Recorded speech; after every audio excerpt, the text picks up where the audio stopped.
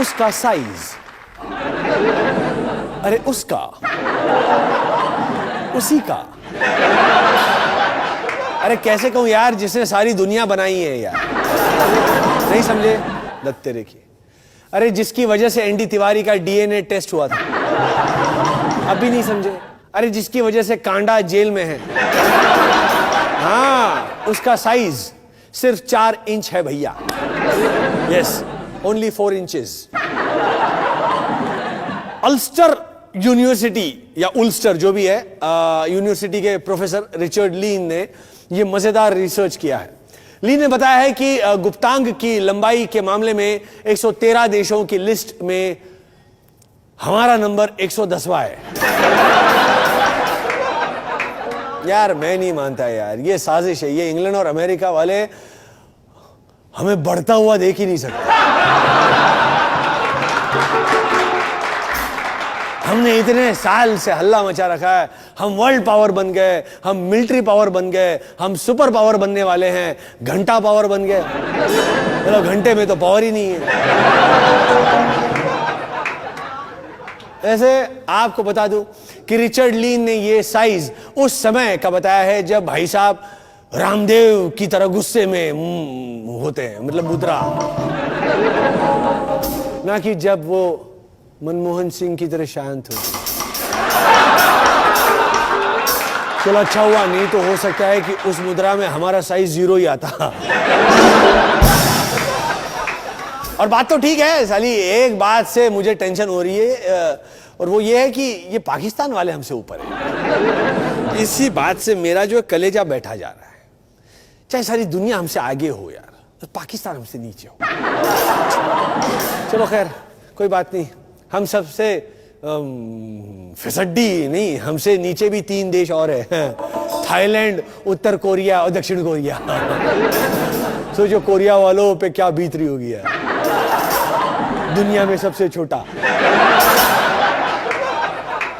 वो बोल रहे होंगे वैसे तो हम छोटे ही थे, अब ये भी छोटा था। क्या यही है उनका गंगम स्टाइल?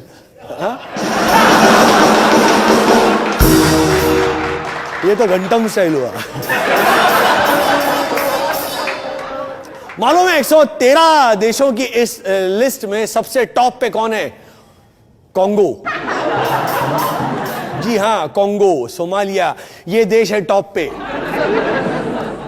शर्मा मत, देखो देखो इधर देखो, ये हमारी पूजा जो ऐसे ऐसे कर रही है। ये देश है टॉप पे, यानी खाने को रोटी ना हो चलेगा, पर भाई लोग इस मामले में सुपर पावर है। अमेरिका के पास ड्रोन मिसाइल है, तो अफ्रीका वालों के पास डबल एक्सेल मिसाइल है। वैसे हम सुनते आए हैं कि इससे कोई फर्क नहीं पड़ता है कि आप के पेन का क्या साइज है, फर्क इससे पड़ता है कि आप उससे लिखते क्या है। It's not about the size of the ship, it's the motion of the ocean. और हमारे बुजुर्ग भी कह गए हैं कि बड़ा हुआ तो क्या हुआ, जैसे पेड़ खजूर पंथी को छाया नहीं, फल लागे अति दूर। तो भैया हम तो फल में यकीन करने वाले लोग हैं, इसीलिए हमने और हमारे चीनी भाइयों ने अपने छोटे से पेड़ से ही सबसे ज्यादा फल यानी सबसे ज्यादा बच्चे पैदा कर दिए। लेकिन एक मिनट, कहीं इस रिसर्च के पीछे कोई चाल तो नहीं है? हाँ, कहीं ये रिसर्च जापानी तेल वालों ने तो नहीं करवाई है? हाँ, क्योंकि इस रिसर्च से सबसे ज्यादा फायदा उन्हीं को होगा। हाँ, अब तो उनका तेल पूरी एशिया में बिके। पहले तो हम सिर्फ 3rd वर्ल्ड कंट्री थे, लेकिन अब तो 3rd ग्रेड कंट्री भी हो गए। अब अगर किसी की वाइफ अफ्रीका के टूर पे जा रही हो तो पति जरूर शक करेगा, ये कॉन्गो क्यों जा रही है? कॉन्गो जाके बोंगो बजाएगी। कोरिया क्यों नहीं जा रही है ये?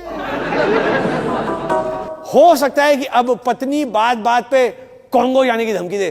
पत्नी रोज ताने मारी, नाम बड़े दर्शन छोटे, साइज देखकर बात कीजिए, आप चलिए हटिए। तो मैं तो भैया जा रहा हूं जापानी तेल लेने, आप भी कुछ जुगाड़ करो। हाँ, हमें अफ्रीका से भैया आगे निकलना है। तेल लेकर आऊंगा तो आपको बताऊंगा किसने खरीदी 4.25 करोड़ रुपए की वर्जिनिटी। सिल की रहने वाली एक लड़की ने मोबाइल फोन की इंश्योरेंस कंपनी से क्लेम मांगा है।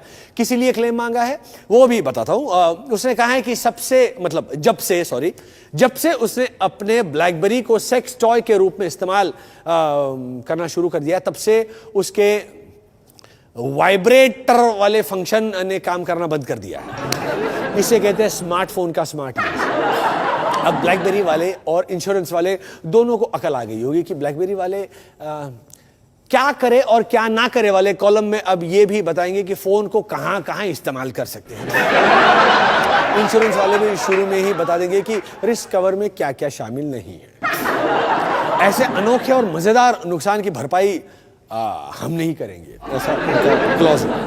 लेकिन हमें फिर भी सावधान रहना चाहिए क्योंकि मोबाइल से रेडियो एक्टिव तरंगे भी निकलती हैं और वो हमारे अंगों को नुकसान पहुंचा सकती है। हमें मजे के साथ साथ अपनी सेहत का भी ध्यान रखना चाहिए। इसीलिए खाप वाले महिलाओं को फोन देने से मना करते हैं। वैसे मुझे तो पता ही नहीं था कि ब्लैकबेरी इस काम में भी आता है। मैंने तो आज तक उसे वाइब्रेशन मोड पे डाला ही नहीं था। अब मैं भी डाल के देखूंगा वाइब्रेशन मोड पे, देखूंगा कि इसका वाइब्रेशन ढंग से काम करता है या नहीं। अच्छा ये भी सुनिए, ब्राजील की एक स्टूडेंट ने अपनी वर्जिनिटी ऑनलाइन नीलाम कर दी है। उसकी वर्जिनिटी को जापान के नात्सु नाम के इंसान ने खरीदा है। 4.25 करोड़ रुपए खर्च कर। 4.25 करोड़ रुपए है, कोई बात नहीं, पैसा तो हाथ का मैल है, फिर आ जाएगा। अंदर का मैल निकालना चाहिए, उसके लिए हाथ का कितना भी मैल खर्च हो जाए कोई बात नहीं। असली चीज है सेटिस्फैक्शन। इंसान को सेटिस्फैक्शन मिलना चाहिए, भले ही उसका नाम नात्सु क्यों ना हो। कतरीना मिग्लियोरिनी नाम की इस लड़की का कहना है कि उसने अपनी वर्जिनिटी समाज के भले के लिए नीलाम की है। वाह, काश मैं भी ऐसा कोई सामाजिक कार्य कर पाता, लेकिन ना तो मैं वर्जिनिटी बेच सकता हूं और ना ही खरीद सकता हूं। इसीलिए मैं आपको ऐसी खबरें सुनाकर अपना सामाजिक फर्ज भैया निभा रहा हूं। हाँ, तो कतरीना ने तो लोगों के भले के लिए ऐसा किया, लेकिन नात्सु ने 4.25 करोड़ रुपए किस लिए खर्च कर दिए भाई? हो सकता है नात्सु ने सोचा होगा कि अपना भी भला हो जाएगा, समाज का भी, यानी एक पंथ दो काज। लेकिन अगर 4.25 करोड़ के माल में कोई खराबी निकल आई तो भाई बंदे ने रकम खर्च की है तो माल भी ठोक बजा कर लेगा। और अगर माल सेकेंड हैंड निकला तो समाज का भला होते होते रह जाएगा। कतरीना मिग्लियोरिनी का कहना है कि वो इस रकम का इस्तेमाल गरीबों के घर बनवाने के लिए करेगी। क्या बात है, गरीबों के ऐसे भी घर मिल सकते हैं। क्या बात है, क्या बात है, गरीबों को ऐसे भी घर मिल सकते हैं। क्या सोचा ही नहीं था यार। एक हमारी सरकार है जो गरीबों को घर देने के सिर्फ वादे करते रहती है, लेकिन सरकार के पास कोई वर्जिनिटी या शर्म भी बची है जिसे बेचकर वो गरीबों को घर दे सके। बोलो, वर्जिनिटी की इस ऑनलाइन नीलामी में कुल 15 लोगों ने बोली लगाई थी, जिनमें हमारा भी एक बंदा शामिल था और उसका नाम है रुद्र चैटर्जी। अफसोस कि रुद्र चैटर्जी को निराशा हाथ लगी। बेचारा रुद्र कतरीना को अपना रौद्र रूप नहीं दिखा सका। कोई बात नहीं रुद्र, हिम्मत मत हारो, तब तक तुम पांडे और चोपड़ा जी से बात करके देखो, हो सकता है कुछ बात बन जाए तो हो जाए। सोनाक्षी सिन्हा ने कहा है कि मैंने सलमान, अजय देवगन और अक्षय कुमार को कभी भी अंकल नहीं कहा। देखा कितनी समझदार है सोनाक्षी। उसे पता है कि मुझे इन अंकलों के साथ फिल्में मिल रही हैं, अगर इन्हें अंकल बोल दिया तो ये जो मिल रही है वो भी फिल्में नहीं मिलेंगी। तुम्हारे कहने या ना कहने से कोई फर्क नहीं पड़ता सोनाक्षी, ये तीनों तो मेरे भी अंकल लगते हैं। और सलमान को तो अब लोग सल्लू भाई की जगह लोग सल्लू ज्यादा बोलने लगे। सोनाक्षी का कहना है कि अक्षय कुमार सेट पर हमेशा सबको हंसाते रहते हैं। मैं समझा नहीं, हंसाते रहते हैं या फंसाते रहते हैं? तुम भी थोड़ा चौकस रहना सोनाक्षी। वो कहावत है ना, जो हंसी वो फंसी। समझदार को इशारा काफी है। और सुनिए, सलमान के लिए सोनाक्षी कहती हैं कि सलमान हमसे भी ज्यादा जवानों की तरह बिहेव करते हैं।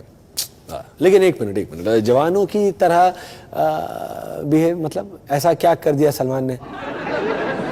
चलो छोड़ो, वो पहले भी 4 बार जवानों की तरह बिहेव कर चुका है, और वैसे भी आजकल तो वो रिवर्टल भी खा रहा है। मैं रिवर्टल पिछले 15 सालों से खा रहा हूँ। Breaking news, breaking news, breaking news. Sachin Tendulkar को भूख लगी है, बहुत जोर की भूख लगी है, और सचिन को कुछ खिलाओ, सचिन को कुछ पिलाओ। ये मैं नहीं कह रहा हूं, गौतम गंभीर कह रहा है। गंभीर ने कहा है कि सचिन में अभी भी रनों की जबरदस्त भूख है। बेचारा भूखा सचिन। लेकिन एक मिनट, रनों की भूख, शायद गंभीर कहना चाहते थे एड की जबरदस्त भूख है। गलती से एड की जगह रन निकल गया। वीरेंद्र सहवाग ने आखिरकार 2 साल बाद सेंचुरी मार ही दी। इसके बाद सहवाग ने कहा कि मैंने अपनी सेंचुरी वाली पुरानी पारियों की वीडियो देखी और मार दी सेंचुरी। तो भैया सहवाग, वीडियो देखने में 2 साल क्यों लगा दिए भाई? तुम्हारे घर में डीवीडी प्लेयर नहीं था या बिजली का कनेक्शन काटा हुआ था? केजरीवाल ने एक और कनेक्शन जोड़ दिया लगता है दिल्ली में। सहवाग ने यह भी कहा कि मैंने जिस पारी में पहले 10 ओवर संभलकर बैटिंग की उसी में सेंचुरी मारी, यानी जिस भी मैच में एनडी तिवारी की तरह लापरवाही भरा शॉट खेला उसी में मैं सस्ते में कैच आउट। अगर पुरानी पारियों की वीडियो देख देख कर ही सेंचुरी लग जाती है तो फिर ये साले सबके सब वीडियो देख कर क्यों नहीं आते यार? है? सारी दुनिया से नाक कटा के क्यों आते? गंभीर, सचिन, धोनी, युवराज, इन सबको वीडियो देखने से किसी ने रोका है? कोच वोच यार कमाल करते। कोच वोच पे किसी लिए पैसा खर्च कर रहे हैं भैया? कोच वगैरह को हटाओ, हाँ, इन सबको एक एक डीवीडी प्लेयर दिलाओ बस। राम गोपाल वर्मा को देखो यार, हाँ, अपने वीडियो पार्लर में फिल्म देख देख कर ही तो डायरेक्टर बन गया। ये अलग बात है कि उसकी डरावनी फिल्में देखकर कोई डरता नहीं है। अपनी फिल्में देख देख कर या तो खुद डरता है या तो उसकी फिल्मों के भूत। कनाडा की वाटरलू यूनिवर्सिटी के वैज्ञानिकों ने आर्टिफिशियल दिमाग बनाया है। मुबारक हो, अब अपने राहुल गांधी और उमा भारती को और परेशान होने की जरूरत नहीं है। केआरके और राखी सावंत का भी भला हो जाएगा। लेकिन इस आर्टिफिशियल दिमाग के लिए अपने नेताओं और एक्टरों में मारामारी हो जाएगी। वैज्ञानिकों ने बताया कि यह दिमाग आईक्यू टेस्ट भी पास कर चुका है। ये तो कमाल हो गया यार। यानी इस नकली दिमाग में बेनी प्रसाद वर्मा, सलमान खुर्शीद और मुलायम सिंह यादव ने असली दिमाग से भी ज्यादा आईक्यू है? बाबा रामदेव की वजह से अब अखरोट महंगा हो गया है। रामदेव का कहना है कि अखरोट से घुटनों का दर्द बिल्कुल ठीक हो जाता है। अब मैं क्या करूं यार? कुछ दिन पहले गोविंदा संधि सुधा की बोतल दे गया था, उसे लगाओ या अखरोट खाओ? मैं तो धर्म संकट में फंस गया। एक तरफ गुरु खड़े, एक तरफ गोविंदा। गुरु और गोविंद दो खड़े, काकी दवाई खाओ। खबर मिली है कि सनी लियोनी की झोली में 3 फिल्में हैं। चलो ठीक है, 3 झोली में है, 2 चोली में है। भारत ने एक बार फिर पाकिस्तान से कहा है कि वो 26/11 के दोषियों पर कार्रवाई करे। हम हर वक्त पाकिस्तान से कहते हैं कि भैया कार्रवाई करो। हमारे विदेश मंत्रालय वाले ऐसे कहते होंगे, अरे तिवारी जी, हमने पाकिस्तान को इस हफ्ते धमकी दिया नहीं? अगर नहीं दी तो यार दे दो यार प्लीज। मैं वो बॉर्डर वाली फाइल देख रहा हूं। पाकिस्तान को हमारी धमकी कुछ ऐसी है जैसे सचिन फिर सस्ते में आउट, जैसे पूनम पांडे ने आज फिर ट्विटर पर नंगी फोटो डाली, जैसे दिग्विजय सिंह ने फिर कोई चुतियापे का बयान दिया, जैसे सलमान की रादर फिल्म ने फिर से 100 करोड़ कमाए। ऐसी हम रोज रोज पाकिस्तान को धमकी देते हैं। पाकिस्तान की विदेश मंत्री हिना रब्बानी खर ने कहा कि 26/11 केस में भारत हमें ऐसे ठोस सबूत दे जो हमारी कोर्ट में टिक सके। खर को पता नहीं है कि कृष्णा जी तो गए, अब सबूत देने की जिम्मेदारी सलमान खुर्शीद पर है, और वो खुर्शीद से ज्यादा सबूत ना ही मांगे तो अच्छा है। अगर हिना रब्बानी खर ने खुर्शीद से सबूत मांगे तो वो यही कहेंगे कि तुम सबूत लेने इंडिया आ तो जाओगी, लेकिन इंडिया से लौट कर नहीं जा पाओगे। पाकिस्तान पीपल्स पार्टी के एक नेता ने कहा है कि भारत और पाकिस्तान को कॉमन करेंसी चलाने के बारे में सोचना चाहिए। मेरे हिसाब से तो हमारी करेंसी पहले से कॉमन है। देखो, अपनी जितनी करेंसी हम यहाँ छापते हैं उतनी ही पाकिस्तान वाले अपने यहाँ छापते हैं, और फिर नेपाल के जरिए वो ना हमारे यहाँ भेज देते हैं, तो हो गई ना कॉमन करेंसी। हमारे बीच में फिलहाल वीना मलिक तो कॉमन है ही, फिर भी अगर दोनों देशों की करेंसी कॉमन हो जाए तो क्या क्या होगा देखिए। ये देखिए मतलब ये अगली बार बताऊंगा।